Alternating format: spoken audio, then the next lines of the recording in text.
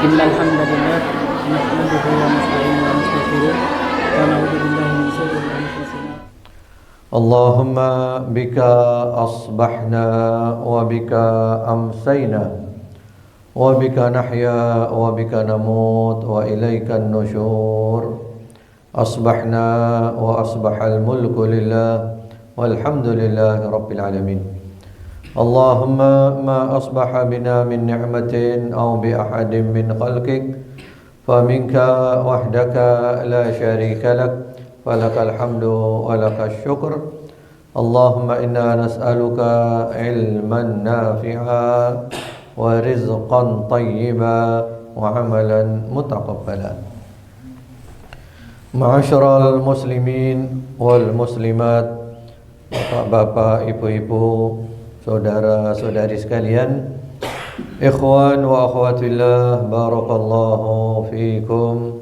Alhamdulillah, hari ini Allah masih memberikan kepada kita nikmat-nikmat yang agung, yang sangat patut untuk kita syukuri. Allah masih memberikan nikmat kehidupan, keimanan, kesehatan, dan kesempatan. Allah mampukan kita untuk sholat subuh berjamaah di masjid tepat waktu, dan Allah mudahkan kita untuk duduk di rumahnya menghadiri majelis ta'lim sampai syuruk nanti, dan kita tutup dengan sholat 2 rakaat, sholatu sunnatil isyraq. Allah catat untuk kita semuanya ganjaran seperti haji dan umrah yang sempurna dan sempurna. Dan dengan barakah majlis ta'lim ini di rumah Allah ini, Allah ampuni dosa-dosa kita, Allah maafkan kesalahan kita, Allah terima taubat kita, Allah berikan ilmu yang bermanfaat, rezeki yang baik, yang halal, yang barakah, yang banyak, dan Allah kabulkan semua aktivitas kita. Allah berikan sehat walafiat, istiqamah sampai mati, husnul khatimah. Juga ayah bunda kita, guru-guru kita, dan siapa saja yang terlibat dalam kajian yang berkah ini, mudah-mudahan amalnya Allah kabulkan dan Allah catat ganjaran seperti yang terus mengalir tanpa putus selamanya. Allahumma amin.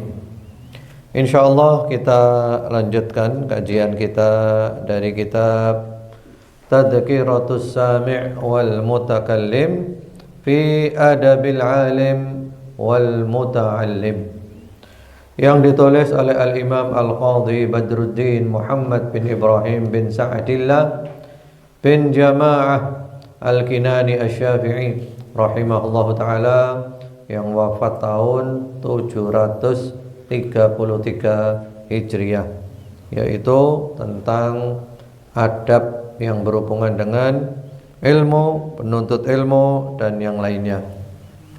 Dan yang terakhir, kalau di tanda di buku saya itu kita masih membahas tentang adab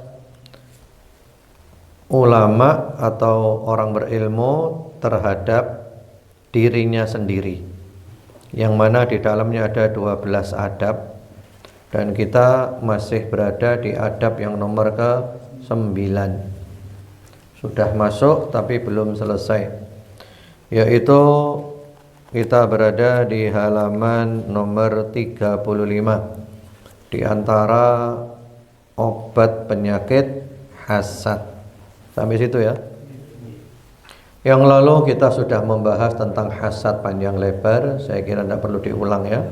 Intinya hasad itu kita merasa tidak suka kalau ada orang mendapatkan nikmat dari Allah Subhanahu wa taala, bahkan kita ingin nikmatnya orang itu dicabut dari orang tersebut. Dan yang lebih parah lagi adalah kita ingin supaya nikmat itu pindah kepada kita. Dan yang lalu juga sudah kita bahas, orang yang hasud itu hidupnya apa? Susah. Yang dolim dia, yang jahat dia, yang susah juga dia. Nah, ini diantara obat penyakit hasad. Qala al-Imam Ibnu Jama'ah rahimahullahu ta'ala, yaitu menyadari bahwa hasad merupakan sanggahan terhadap Allah dan hikmah Allah yang menuntut pengkhususan pihak yang dihasadi dengan sebuah nikmat. Jadi maksudnya orang kalau hasud itu sebenarnya, aslinya, hakikatnya dia itu nyalahkan Allah. Nyalahkan Allah dia itu. Seakan-akan Allah itu, ya Allah kamu itu salah. Mestinya dia enggak kamu kasih. Kenapa kamu kasih gitu loh. Jadi hakikatnya hasad itu adalah akidahnya rusak. Yang bagi-bagi kehidupan ini siapa? Allah. Soal orang itu nggak benar, nanti ada hukumannya, nggak masalah. Misalnya orang nggak benar, kita ingin hartanya dimusnahkan, bukan karena hasad, karena nggak benar, supaya dia sadar, itu lain ceritanya. Jadi hakikatnya hasad itu adalah kita itu protes kepada Allah, kita nuduh Allah, seakan-akan Allah itu salah dalam memberikan nikmat. Sebagaimana seorang penyair Arab berkata, yaitu kata-katanya, fa in taghdabu min kismatillahi bainana falallahu idza lam yurdikum kana absara. Ya. Jika kalian marah terhadap pembagian Allah di antara kita, maka sungguh Allah lebih mengetahui manakala dia tidak membuat kalian rela. Jadi kan kita protes kan. Nah Allah itu tahu siapa saja yang protes itu. Allah bagi, siapa yang tidak rela pembagian Allah, Allah tahu, oh ini nggak rela ini nggak rela. Ini berarti nyalahkan aku, seakan-akan aku itu keliru. Allah tahu semuanya. Di samping itu, hasad hanya mendatangkan kegelisahan, kelelahan bagi hati, dan penyiksaan baginya, dan semua itu tidak merugikan pihak yang dihasadi. Artinya kalau saya hasad, yang rugi saya sendiri, saya sakit, saya sumpek, lahir batin saya sakit. Sementara orang yang saya hasad kepadanya nggak ada pengaruhnya. Ada nggak gara-gara saya hasad ke dia, terus nikmatnya dia hilang? Apa gitu? Ya enggak, nikmatnya dia tetap, bahkan mungkin nikmatnya bertambah. Artinya hasad itu ibaratnya kita melempar bumerang. Bumerang itu kan kita lempar gini kan, tapi balik ke kita sendiri. Jadi yang jahat kita, yang zalim kita, yang rugi kita, yang susah kita, naudzubillahi min dzalik. Itu diantara resepnya ya. Sebenarnya resepnya itu banyak. Resep membersihkan diri dari hasad diantaranya, kalau kamu ingin hidup tenang bahagia, ya bersihkan dari sifat hasad. Sampai ada orang umurnya panjang, dia ditanya, umurmu panjang kenapa? Taraktul hasad fa baqitu. Aku meninggalkan sifat hasad, maka aku kekal, umurku panjang. Jadi hatinya bersih sehingga hidupnya itu bahagia, umurnya panjang. Kemudian juga ada resep dari Muhammad ibnu Sirin, seorang salafus saleh. Ini resep dahsyat luar biasa membersihkan diri dari hasad. Kata beliau, kalau timbul hasad dalam diriku kepada satu orang, maka aku katakan dalam diriku, seandainya orang ini nanti masuk ke dalam surga, nanti dia mati masuk surga gitu kan, buat apa aku hasad kepada dia dalam urusan dunia yang gak ada artinya ini? Toh nanti dia masuk ke surga, dapat kenikmatan yang lebih dahsyat lagi. Tapi kalau orang yang aku hasad kepada dia ini adalah ahli neraka, buat apa aku hasad kepada dia nikmat dunianya ini, toh nanti dibakar di neraka. Nyambung apa enggak? Nyambung kan? Ya buat apa hasad? Lah iki wong iki bakal mlebu surga, kaya apa kok hasud? Nikmat donya gak ono artine, engko oleh luwe nikmat gede maneh. Tapi lek wong iki mlebu neraka, kaya apa aku hasud? Sak nikmat-nikmate ndek donya engko tetep dibakar di neraka. Dan yang lain-lainnya. Dan tentu kita berdoa kepada Allah agar Allah bersihkan hati kita dari hasad. Di samping ancaman-ancaman yang luar biasa, kata Nabi apa? Iyyakum wal hasad fa innal hasad ya'kulul hasanat kama ta'kulun naru al-hatab. Hati-hatilah kamu dari hasad, karena hasad memakan kebaikan-kebaikan seperti api makan kayu bakar. Bahkan termasuk dosa yang pertama dilakukan di langit dan di bumi itu adalah dosa hasad. Di langit iblis hasad kepada Nabi Adam, di bumi Qabil hasad kepada Habil, dan binasa semuanya. Baik, kita lanjut dulu. Kemudian di antara obat penyakit ujub itu bangga diri. Di antara obat ujub ialah mengingat bahwa ilmu, pemahaman, kekuatan pikirannya, kefasihan kata-katanya, dan nikmat-nikmat lainnya merupakan karunia Allah kepadanya dan amanat Allah padanya agar dia menjaganya dengan sebaik-baiknya. Bahwa Allah yang memberinya kuasa untuk mencabutnya darinya dalam sekejap mata, sebagaimana Allah mencabut apa yang Allah ajarkan kepada Bal'am dalam sekejap mata. Dan hal itu bukan sesuatu yang sulit bagi Allah. Afa aminu makrallah, maka apakah mereka merasa aman dari adab Allah yang tidak terduga-duga. Ya, ini ujub. Kalau ujub itu kan bangga diri. Biasanya orang itu membanggakan apanya? Di situ ada membanggakan ilmunya, membanggakan pemahamannya. Ini kalau berhubungan dengan ilmu ya, ini kan kita bicara ilmu kan.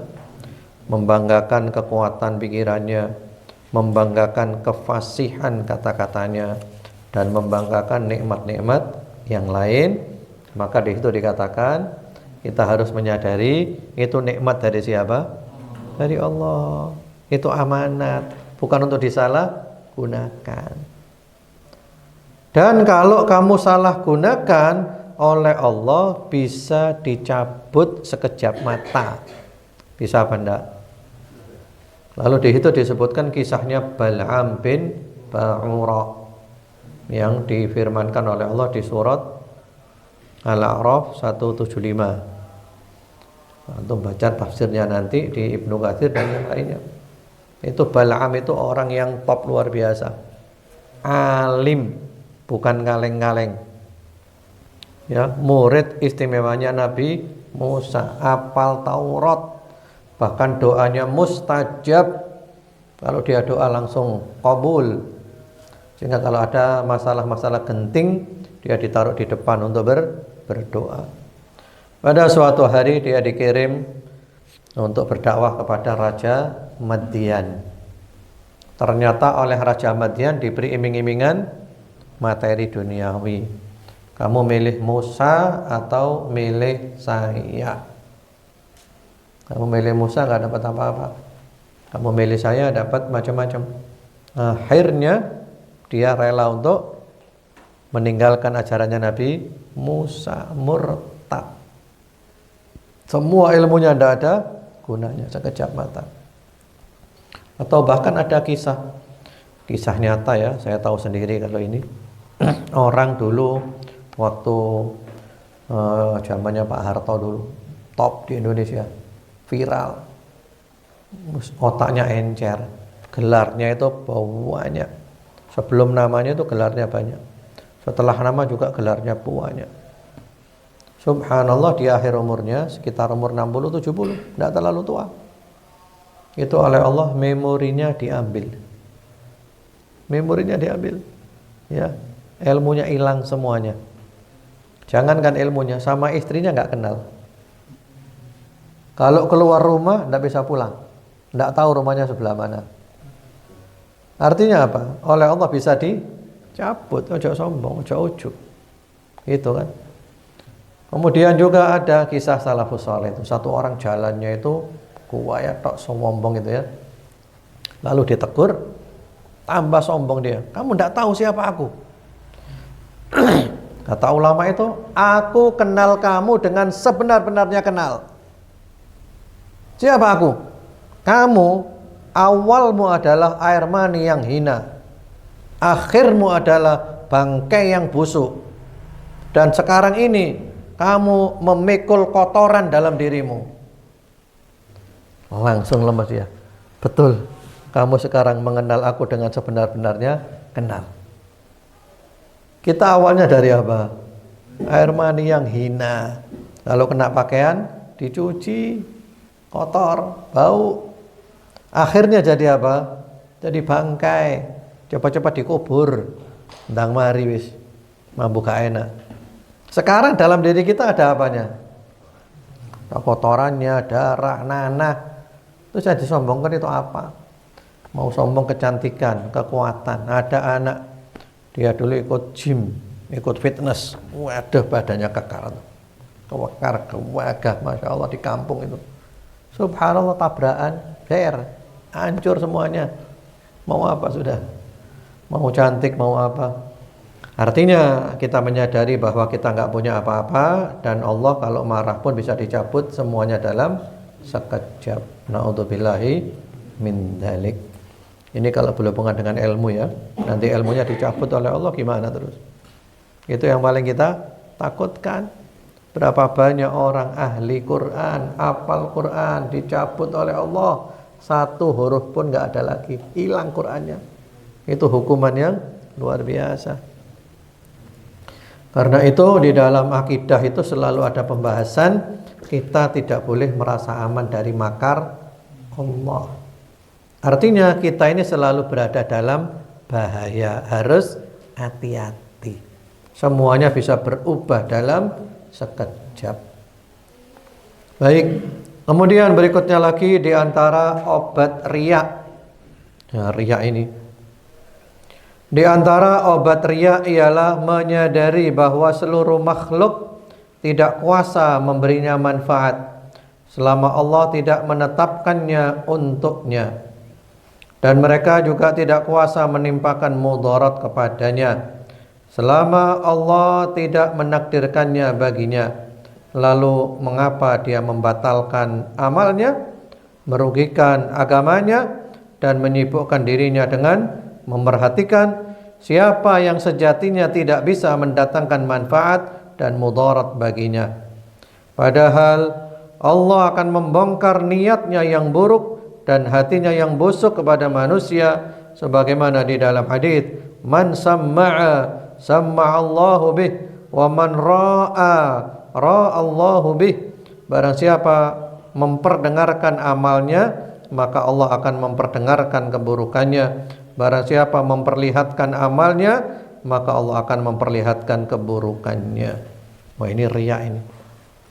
Kalau kita bahas riya, berarti kita harus bahas ilmu ikhlas. Ikhlas ini penting. Ikhwan wa akhwat fillah, barakallahu fikum. Dan kita dulu pernah ngaji masalah ikhlas di beberapa masjid ya. Terakhir itu di Masjid Grebek. Ikhlas ini penting, terutama orang-orang berilmu.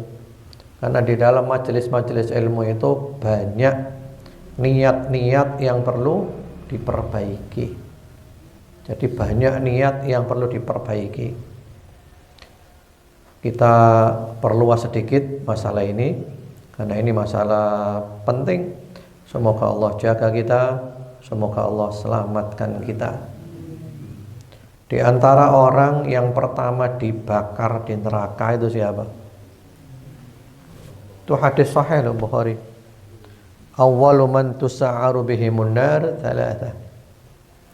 Yang pertama dinyalakan api neraka untuk membakar dia itu adalah 3 kelompok. Salah satunya adalah orang yang belajar atau mengajar atau membaca Al-Quran. Tujuannya adalah ingin dengar orang, dilihat orang, dipuji orang. Yang dicari cuman itu. Dan nanti hari kiamat dia ditelungkupkan wajahnya, diseret, dilempar ke neraka. Atau juga termasuk yang berkaitan dengan masalah ilmu, itu Rasulullah SAW menyebutkan ada orang itu dalam hal ilmu niatnya 3. Niat yang salah ya, niat yang salah. Man ta'allamal ilma liyubahiya bihil ulama. Ada orang cari ilmu itu untuk menyombongkan diri di hadapan ulama. Jadi dia menuntut ilmu itu tujuannya supaya dia itu naik status sosialnya, seakan-akan dia selevel dengan ulama. Yang kedua, au yumariya bihis sufaha, atau untuk membantah orang-orang bodoh. Ada orang tuh cari ilmu, tujuannya itu untuk ngakali orang bodoh, membodohi orang awam. Ada apa enggak? Ada banyak. Yang ketiga, au yasrifa bihi wujuhan nas ilaih, atau untuk mencari perhatian manusia kepadanya, biar dilihat orang, didengar orang, dipuji orang. Apa kata Nabi? Adkhalahullahu jahannam. Maka Allah pasti memasukkannya ke dalam neraka jahannam. Ya, jadi riya-riya itu bukan riya ya pamer dan misalnya juga ada di dalam urusan agama, bahkan di majelis ta'lim. Majelis ta'lim riya. Contohnya apa? Contoh riya di majelis ta'lim atau di takmir masjid. Misalnya itu mengadakan acara-acara besar supaya, atau kalau ada acara besar dia hadir. Kalau nggak ada acara besar nggak hadir. Berarti dia kepingin apa?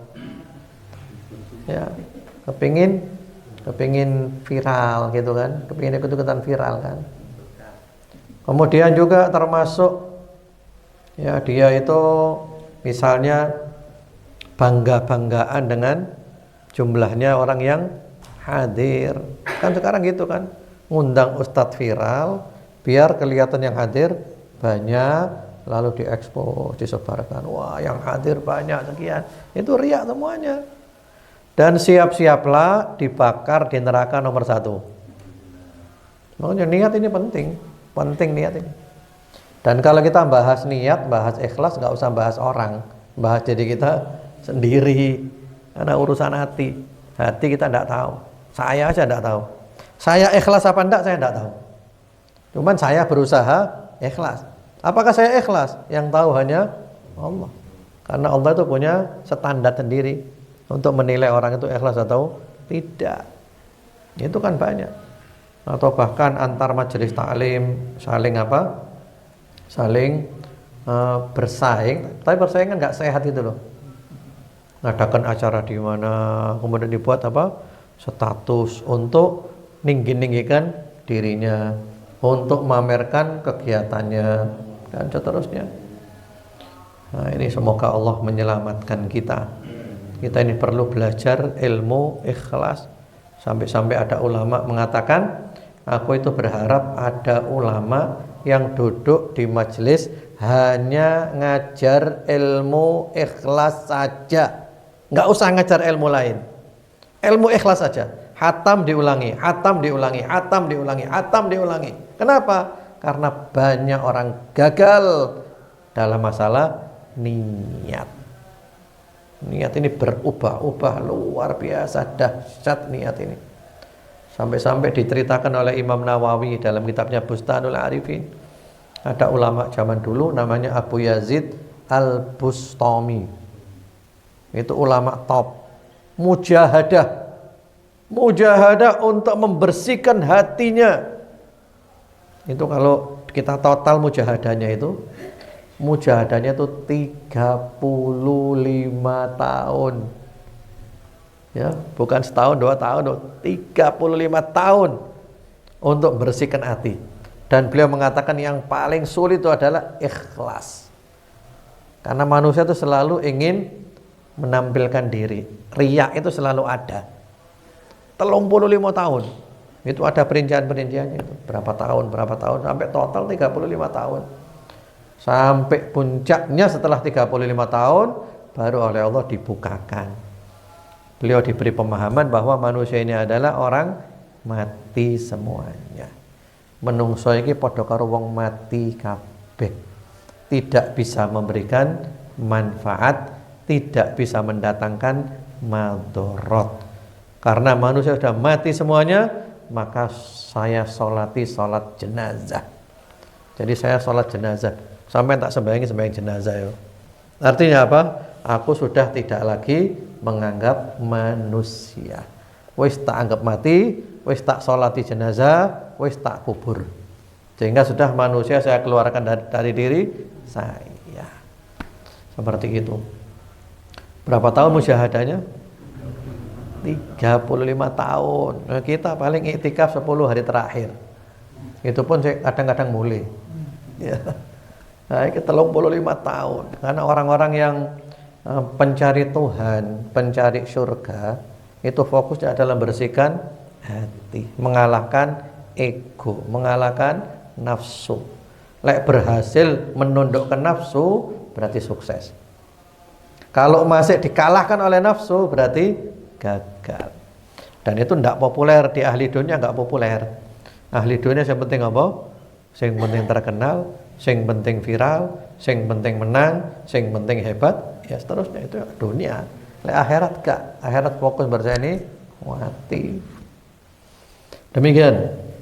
Kemudian berikutnya lagi, di antara obat penyakit merendahkan manusia, kalau kita suka ngeremehkan orang, di antara obat dari merendahkan manusia ialah merenungkan firman Allah Subhanahu wa taala, la yaskhar qaumun min qaumin asa ay yakunu khairam minhum. Yaitu janganlah suatu kaum mengolok-olok kaum yang lain, karena boleh jadi mereka yang diperolok-olok lebih baik dari mereka yang mengolok-olok. Al-Hujurat ayat nomor 11. Jangan menghina orang. Boleh jadi yang kamu hina itu lebih mulia di sisi Allah daripada kamu. Itu kan pernah zaman Nabi kan?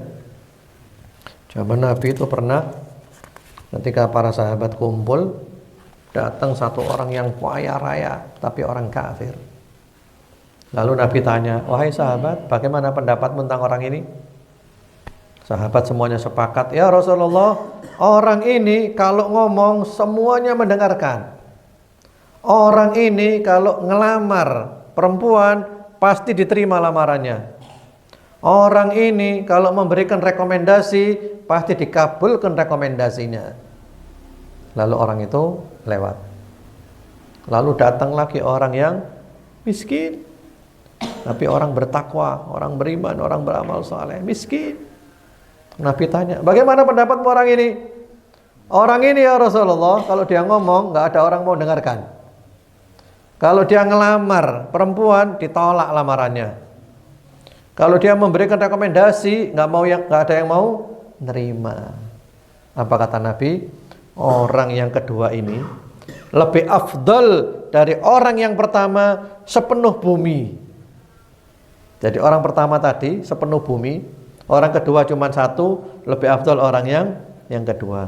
Artinya apa? Jangan pernah meremehkan orang lain. Kan manusia ukurannya kan dunia kan, sugih apa melarat kan, iya kan, seperti itu. Sampai ada yang bilang gini, orang itu kalau miskin, tidak punya uang, walaupun dia ngomong bahasanya indah, ya bahasanya indah, seterusnya nggak dianggap oleh orang. Mohon maaf ya, saya bicara agak vulgar dikit. Orang kalau miskin nggak punya apa-apa, dia ngomongnya itu indah sekali, itu dianggap omongnya itu kayak kentut. Tapi sebaliknya orang kaya raya, ya, kalau dia kentut, itu kentutnya itu menginspirasi, memberikan inspirasi. Betul apa enggak? Faktanya kan gitu kan? Iya. Jadi jangan pernah meremehkan orang, karena penilaian di sisi Allah dengan di manusia itu beda. Inna akramakum indallahi atqakum.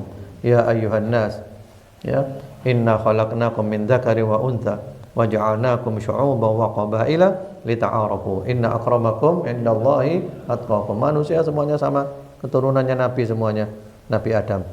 Dan Nabi Adam dari tanah. Tidak ada beda Arab dan non-Arab. Tidak ada beda kulit putih, kulit hitam, kulit merah, kecuali dengan takwa. Kullukum min Adam wa Adam min turab.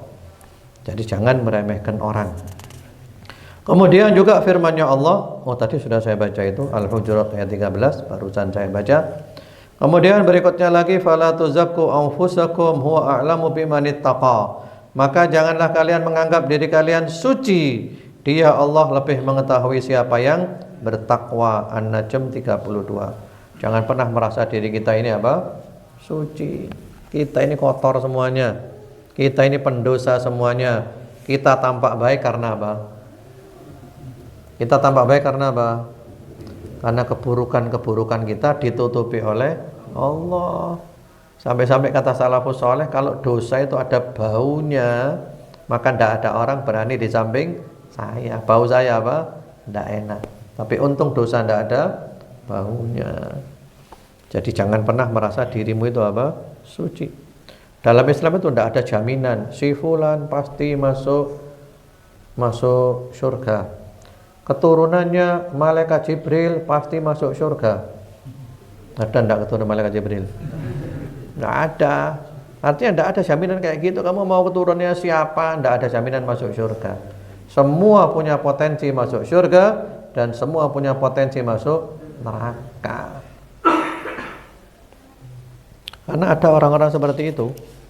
Ada orang-orang itu yang membanggakan diri. Jangan khawatir ya Bapak Ibu, nanti tak masukkan surga semuanya. Yang penting gandolo di sarung gue wis. Tak ngene mlebu kabeh surga. Enake lho. Wong kamu aja belum tentu masuk surga kok mau masukkan orang ke dalam surga. Itu orang hatinya kotor, penuh dengan penyakit. Karena orang itu semakin bersih hatinya, semakin apa? Takut. Tapi orang semakin kotor hatinya semakin berani. Itu para sahabat Nabi, orang-orang top luar biasa, itu takut. Sayyidina Umar saja, ketika Allah memberi tahu nama-nama orang munafik kepada Nabi, lalu Nabi memberitahukan kepada sahabat Hudzaifah.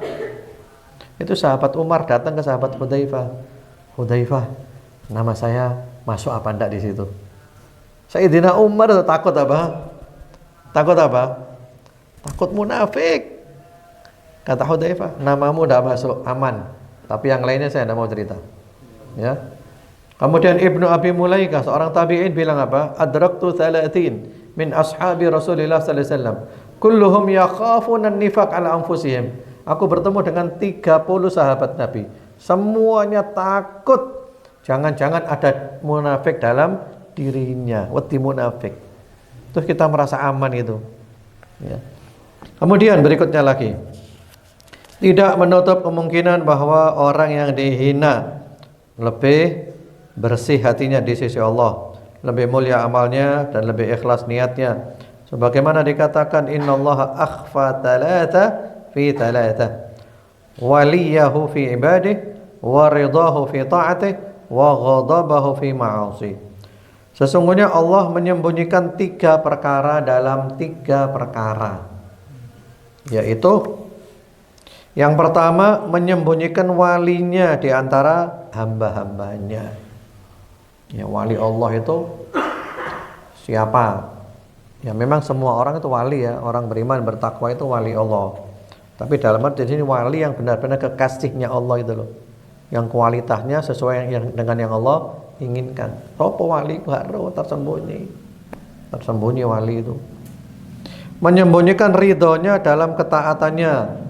Maksudnya amal ketaatan itu kan banyak kan. Dan kita tidak tahu amal yang mana di antara amal kita yang mendatangkan ridhonya Allah. Sampai dua amalan akeh kan? Iya kan? Kan kita punya amalan banyak kan? Mulai mang subuh amalan ya boy. Ya baca Quran, ya sholat, dan mungkin sedekah, mungkin apa gitu kan. Tapi yang mendatangkan ridho Allah yang mana kita tidak tahu. Gitu loh. Jadi kita ini masuk surga nanti, mudah-mudahan masuk surga dengan amal yang mana, itu tidak tahu, disembunyikan oleh Allah. Boleh jadi ternyata amal yang tidak kita anggap, ternyata itulah yang bernilai di sisi Allah. Seperti pelacur memberi minum anjing, gara-gara itu dia dimasukkan ke dalam surga. Kemudian dan Allah menyembunyikan murkanya dalam kemaksiatan-kemaksiatannya. Sebaliknya maksiat, ojo ngeremehno maksiat loh. Karena kita tidak tahu maksiat mana yang ternyata mendatangkan murkanya Allah.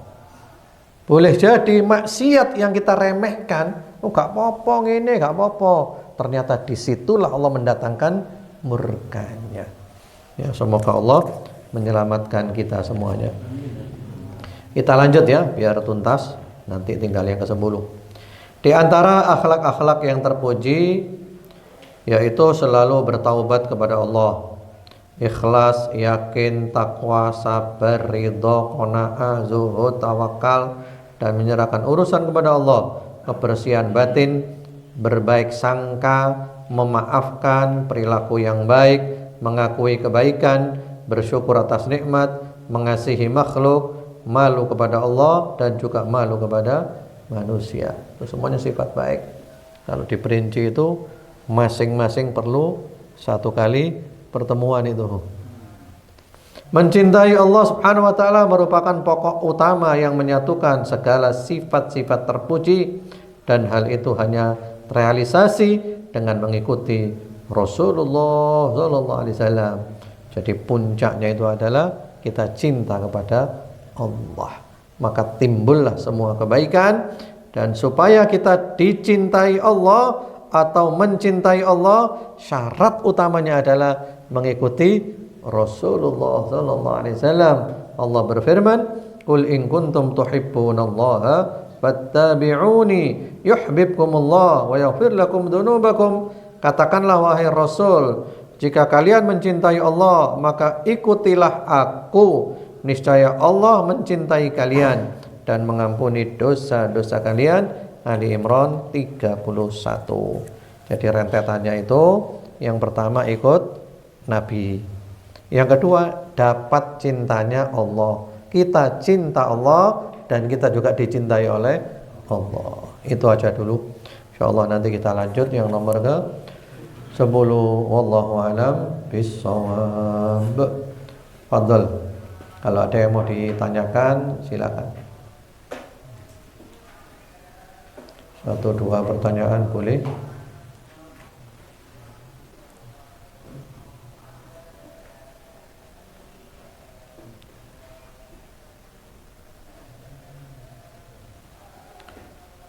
Kalau tidak ada, saya tutup ya.